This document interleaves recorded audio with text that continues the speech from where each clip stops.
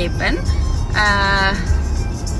என்னென்னு பார்த்தீங்கன்னா எங்களுக்கு பிடிச்ச பாட்டுன்னு சொல்லிக்கல நாங்கள் யூடியூப்பில் போய் அடித்து அதை எப்பவும் எந்த நேரம் கேட்கலாம். இந்த ஆதவன் ரேடியோவில் வந்து நாங்கள் கேட்காத பாட்டு, பழைய பாட்டு, நிறைய அந்த ஞாபகம் இல்லாமல் மறந்து போன சாங்ஸ் எல்லாம் வந்து அடிக்கடி போட்டுட்டு இருப்பாங்க. ஸோ அது கேட்கல இந்த சாங் இருக்கே என்ற மாதிரி ஞாபகம் வரும்.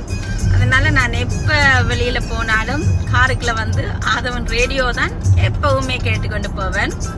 பழைய பழைய பாட்டு, நல்ல பாட்டெல்லாம் போட்டு பழசுகளை ஞாபகத்துக்கு கொண்டு, பழசு இல்லை பழைய சாங்ஸ் ஞாபகத்துக்கு கொண்டு வருவாங்க.